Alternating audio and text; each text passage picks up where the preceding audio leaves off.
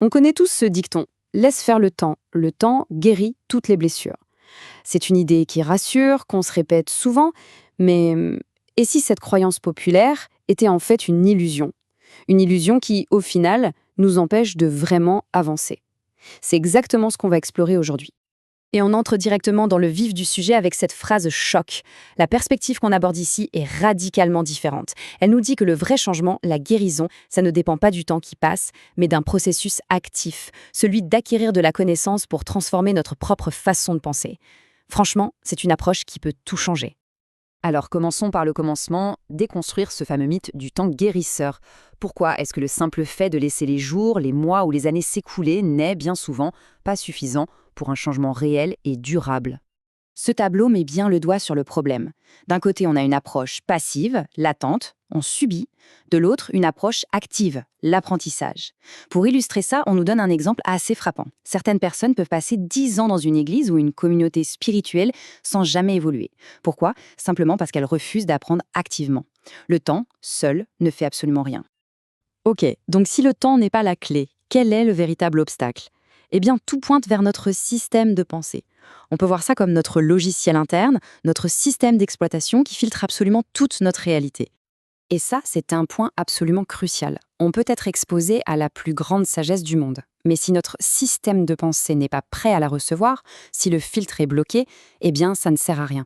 L'enseignement glisse sur nous sans aucun effet. On nous rappelle que même les disciples de Jésus qui recevaient son enseignement direct n'ont été transformés que lorsque leur propre état d'esprit a changé. L'enseignement seul ne suffit jamais. Ces systèmes de pensée, en fait, sont dirigés par des croyances très très profondes. Le truc, c'est qu'elles sont souvent invisibles, complètement inconscientes. Elles prennent racine dans la peur et déclenchent nos instincts de survie les plus primaires, l'attaque, la fuite ou la paralysie totale. Et c'est ce mécanisme qui fait barrage à toute nouvelle information qui pourrait nous faire grandir. Mais d'où ça vient tout ça? Quelle est la base biologique de ce phénomène? Pour le comprendre, il faut aller voir du côté de notre cerveau. Et ça nous demande de repenser complètement son rôle. Voilà une idée qui peut paraître un peu déstabilisante au début, mais elle est essentielle. Notre cerveau, ce n'est pas un ordinateur ultra perfectionné qui cherche la vérité objective. Non, c'est avant tout un garde du corps. Sa mission numéro 1, c'est d'assurer notre survie. Pour ça, il se base sur quoi? Sur le passé, sur la mémoire, pour réagir et nous protéger d'un danger qu'il perçoit. Et ça change tout. Ça explique pourquoi nos réactions de défense, la colère, l'envie de fuir, ne sont pas des preuves qu'on est mauvais ou méchant. Ce sont des mécanismes de sécurité qui s'activent. C'est biologique. L'exemple donné est celui de la réaction de sexualisation face à la nudité. Ce n'est pas un jugement moral, c'est un réflexe câblé dans notre cerveau. C'est la même logique. Le problème, c'est que cette fonction de garde du corps de notre cerveau a une conséquence énorme. Elle ancre nos réactions d'aujourd'hui dans nos blessures d'hier. Le passé n'est jamais vraiment passé. C'est une question que tout le monde s'est déjà posée, non? Une petite remarque anodine et hop, on explose de colère.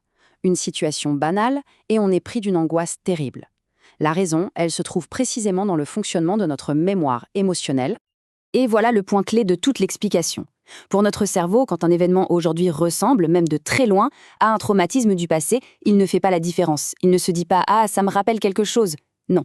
Il réactive l'état d'urgence de l'époque, comme si le danger originel était de retour, là, maintenant, en temps réel. Visualisons un peu ce processus. Imaginez la scène. Une situation se présente. Elle agit comme une gâchette, un déclencheur, qui va réveiller la mémoire d'une vieille blessure.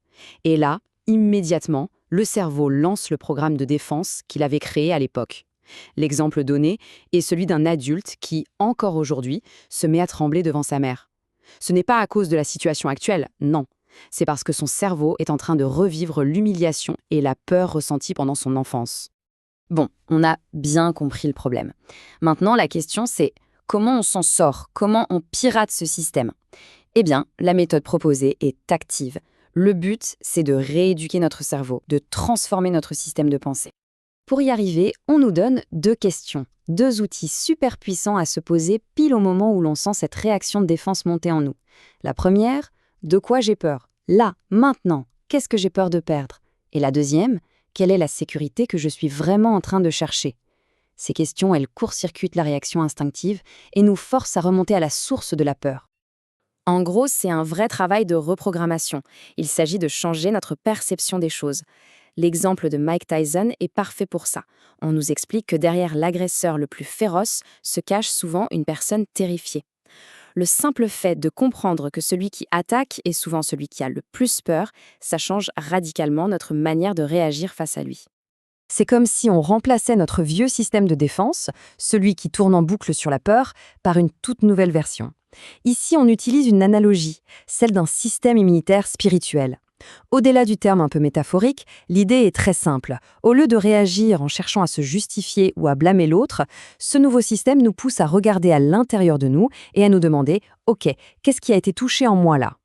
Et cette phrase, c'est peut-être l'outil le plus pratique de toute cette analyse. Au lieu de voir une réaction défensive comme une attaque à repousser, on peut la voir comme un signal, une alarme qui nous dit « Attention, ici, il y a une blessure qui a besoin d'être regardée, d'être soignée ». C'est un retournement de perspective complet. Finalement, tout se résume à cette question. Et si, au lieu de subir nos réactions comme une fatalité, on les considérait comme des opportunités, des chances en or de mieux se connaître, de guérir nos vieilles blessures et de transformer activement notre système de pensée. La guérison alors, elle ne viendrait plus du temps qui passe, mais de notre propre conscience en action.